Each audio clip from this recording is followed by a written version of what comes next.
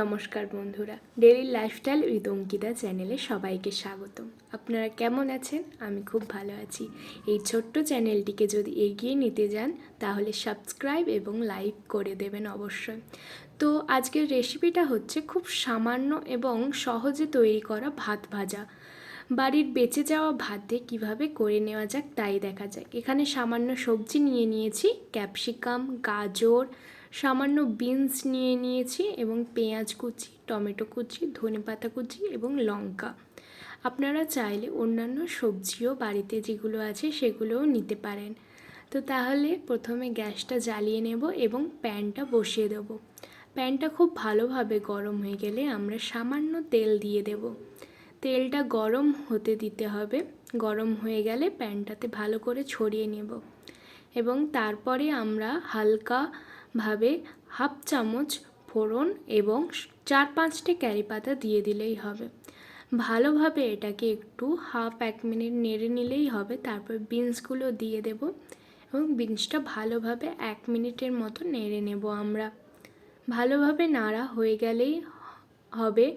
এটা কোনো ঢাকা দিয়ে রান্না করার দরকার নেই। তারপরে আমরা দিয়ে দেব গাজর কুচি।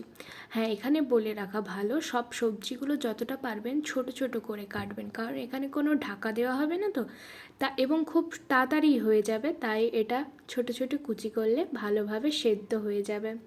তো দুটোকে ভালোভাবে নেড়ে নিয়ে আমরা দিয়ে দেবো পেঁয়াজ কুচি এবং পেঁয়াজ কুচিটা দিয়ে আমরা আবার 1 মিনিটের মতো ভালোভাবে মিশিয়ে নেব এবং ক্যাপসিকাম দিয়ে দেব।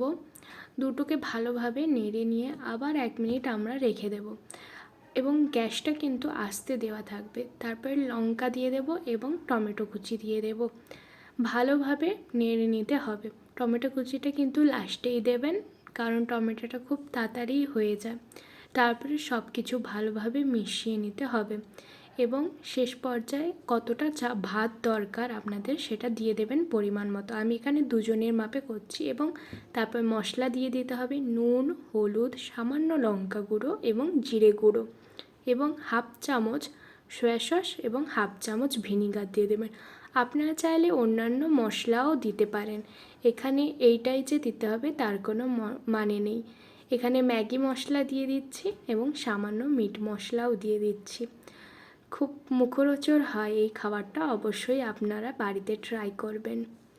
এইটা আমাদের সামান্য মিলিয়ে নিলেই হয়ে যাবে এবং এটা তারপরে একটা প্লেটে করে তুলে নিয়ে পরিবেশন করলেই আমাদের সহজেই তৈরি ভাত ভাজা তৈরি। এটা আপনারা অন্যান্য সবজি, ডিম ভাজা দিয়েও খেতে পারেন।